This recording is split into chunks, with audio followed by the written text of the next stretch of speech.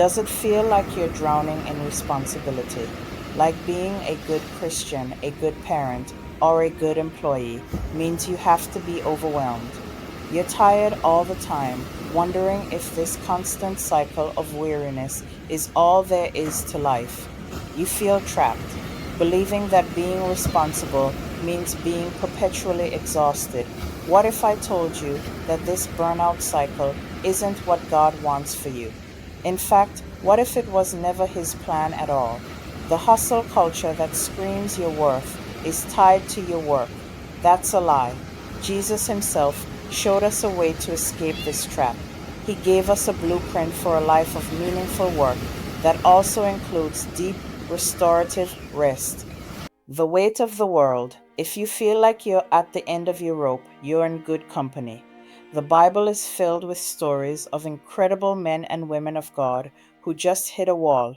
Take the prophet Elijah. In 1 Kings 18, he has one of the biggest spiritual victories in the entire Bible. He takes on the prophets of a false god, calls down fire from heaven, and proves that the Lord is the one true God. It's an absolute mountaintop moment. But what happens right after? In the very next chapter, Queen Jezebel sends a single threat, and this mighty prophet runs for his life.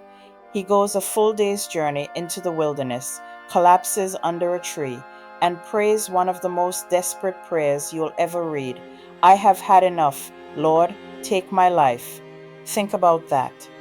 The man who just saw heaven's fire now feels completely empty, alone, and hopeless. He was physically, emotionally, and spiritually burnt out. He thought he was the only faithful one left. His story is such a powerful validation for our own struggles. Burnout isn't a sign that your faith is weak. It's often what happens when we pour ourselves out, even in service to God, without getting refilled. This is exactly where hustle culture, even Christian hustle culture, leads us. We start believing the lie that our value is tied to our productivity. Work becomes an idol. We get up early, go to bed late, and eat the bread of anxious toil, as the psalmist puts it. We wear our busyness like a badge of honor, but our joy fades, our relationships get strained, and our time with God feels like just another thing on an endless to do list. We get so burdened by the weight of it all that we, just like Elijah, want to find a place to collapse. The divine invitation. But what if rest isn't a weakness, but a profound act of faith? What if stopping isn't quitting, but an act of worship? Right in the middle of this whole conversation about being burdened and exhausted, Jesus gives the most beautiful invitation. It's in Matthew chapter 11, verses 28 through 30.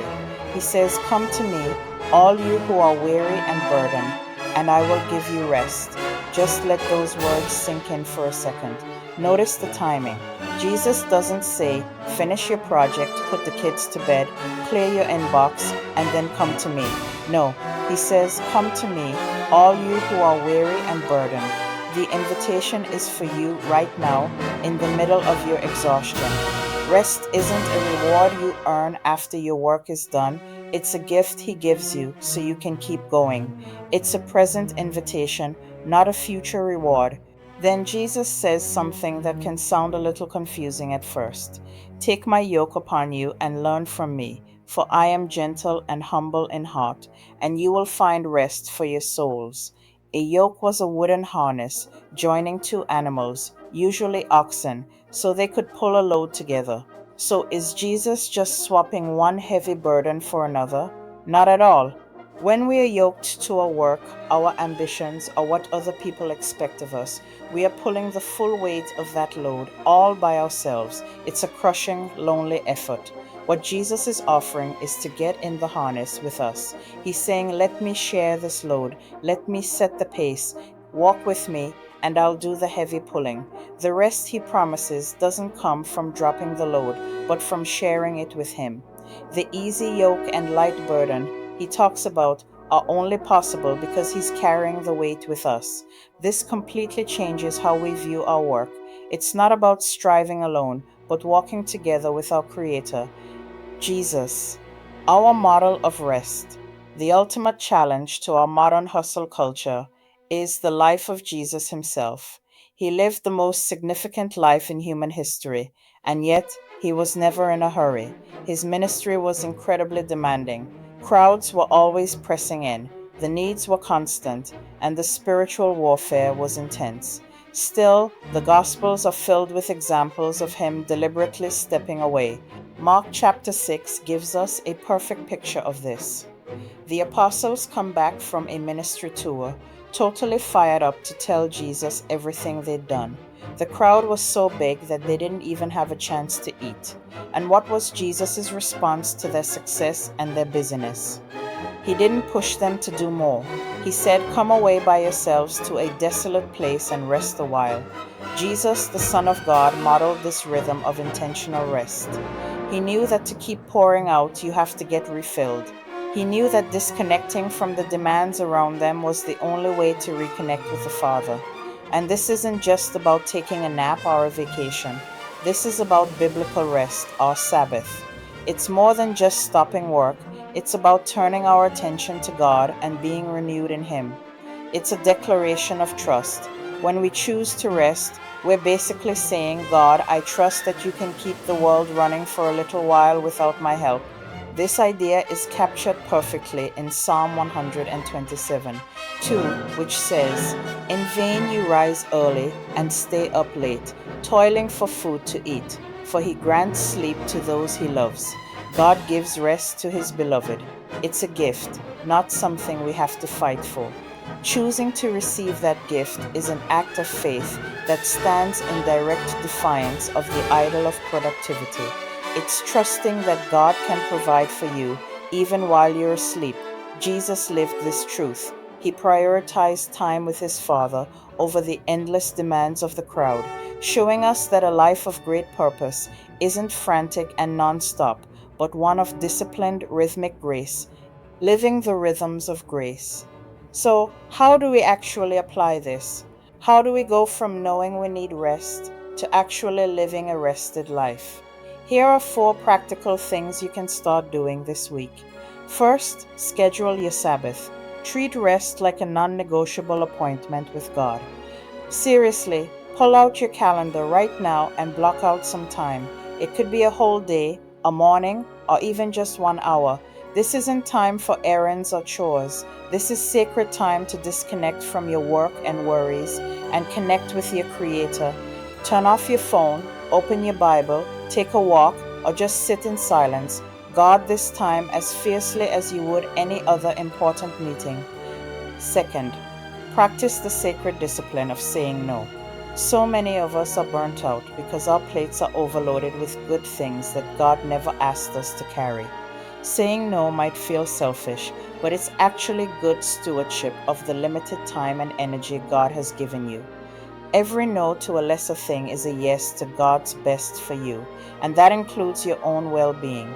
Pray for the wisdom to know what's yours to carry and what isn't. Third, redefine your identity. A huge part of our burnout comes from trying to find our worth in what we do.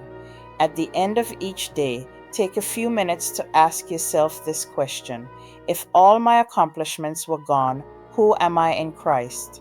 Remind yourself that you are a beloved child of God first and foremost. Your identity isn't worker, parent, or leader. Your identity is beloved. Your worth is a given because of who you are in Him, not something you earn by what you do for Him. Fourth, actively release your guilt. Hustle culture has created so much guilt around rest. We feel lazy or unproductive when we stop. You have to actively fight this. Make it a matter of prayer. Confess the idol of productivity to God. Say it out loud: "Lord, I'm sorry for believing my worth is in my work. Help me release the guilt I feel for resting." Then receive His grace. Accept His invitation to rest, not as a suggestion, but as His loving command for your own good.